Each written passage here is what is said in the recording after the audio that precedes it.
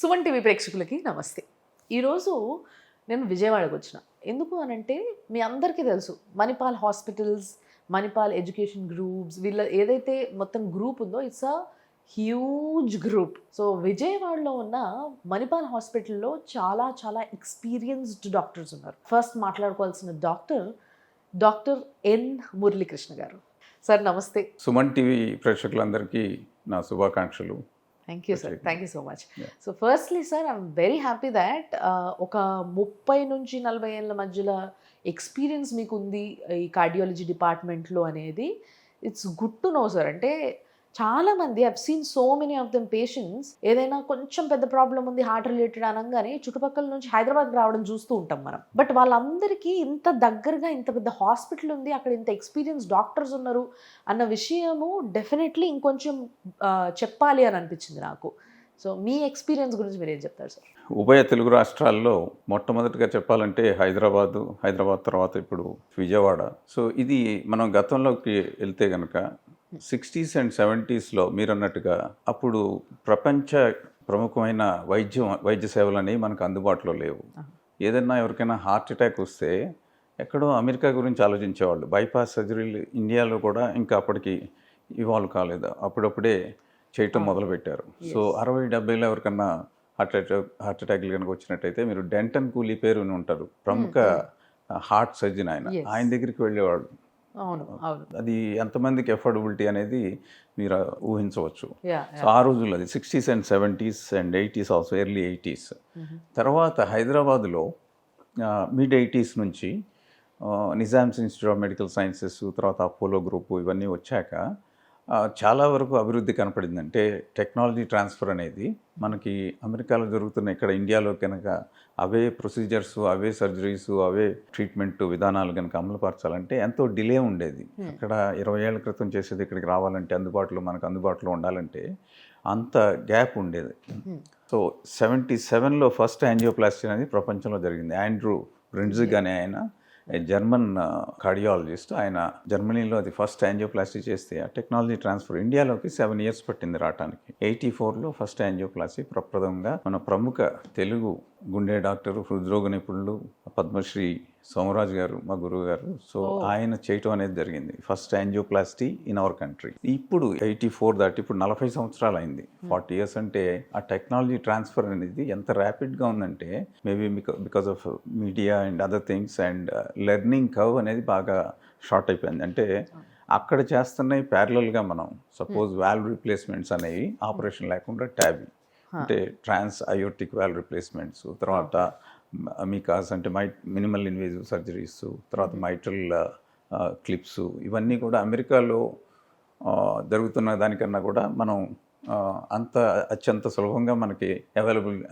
అందుబాటులోకి వచ్చినాయి ఈ ప్రొసీజర్స్ అనేది.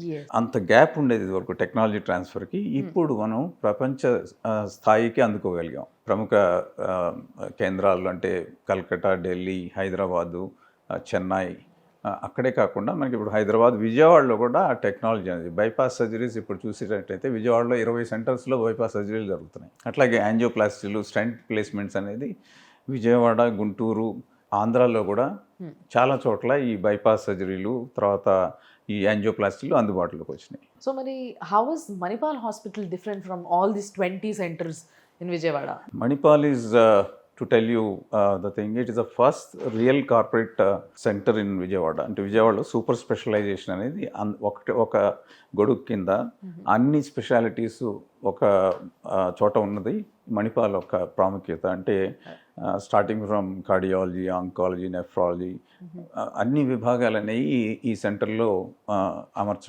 అమర్చడం. అదే కాకుండా state of the art machinery, మనకి ఏదైతే అత్యున్నత ప్రమాణాలతో ఉన్న పరికరాలు మనకి ట్రీట్మెంట్ విధానానికి మనకు కావాలో అవన్నీ కూడా ఈ మణిపాల్ హాస్పిటల్స్ మాకు అందుబాటులోకి తెచ్చినాయి.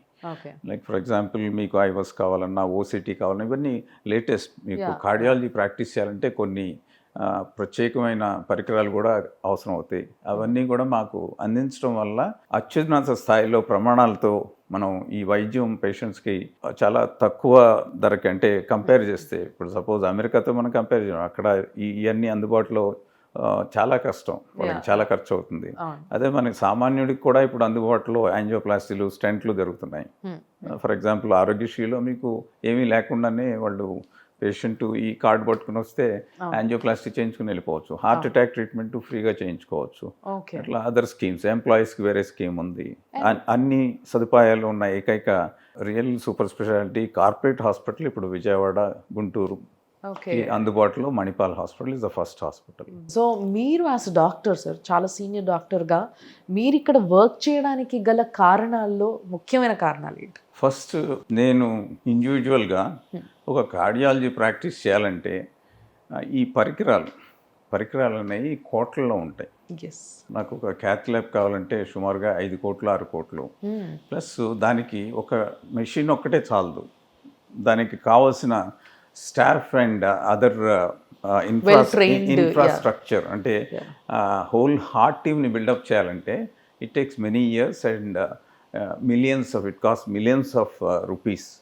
సో ఇవన్నీ ఇండివిజువల్గా ఇఫ్ ఐ డూ సపోజ్ నేను నా సెంటర్లో పెట్టుకుని నేను యాంజియోప్లాస్టీ చేసి లేకపోతే సర్జరీ చేయించి ₹1,00,000 నేను తీసుకున్నానంటే I directly get the thing that doctor Muralikrishna ₹1,00,000 ఆయన ఛార్జ్ చేశారు మాకు అని చెప్పి. So I don't want that kind of poser. And then it's corporate కింద అందరి మిగిలిన డిపార్ట్మెంట్ సపోర్ట్ తోటి చేయడం అనేది it's a luxury really. And the quality అనేది ఈ రకమైన ప్రాక్టీస్ చేయడం వల్ల పేషెంట్ కూడా నిజమైన నైపుణ్యంతో కూడిన వైద్యం అనేది ఇచ్చేందుకు మనకు సాధ్యపడుతుంది. So that's the reason I walked ఉంటే corporate this thing. Though I had hospital 50 years back. My father is a first cardiologist in Vijayawada. ఆ రోజుల్లో డిఎం లేదు.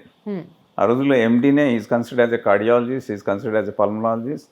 So is the first MD started his practice in Vijayawada way back in 60s, early 60s. Very nice. So చిన్న ఉన్నప్పటి నుంచి ఒక డాక్టర్ని చూస్తూ పెరుగుతూ డాక్టర్ అయినా, సో కాబట్టి ఆయనకున్న ఎక్స్పీరియన్స్తో ఎంతోమంది పేషెంట్స్ని ఆయన డీల్ చేయగలిగిన చెయ్యి కాబట్టి ఇక్కడ మణిపాల్ హాస్పిటల్స్ కూడా ఆయనను చూస్ చేసుకుంది. అండ్ ఆయన మణిపాల్ హాస్పిటల్స్ని చూస్ చేసుకోవడానికి గల కారణాలు కూడా చెప్పారు. So thanks for that sir. Thank you so much.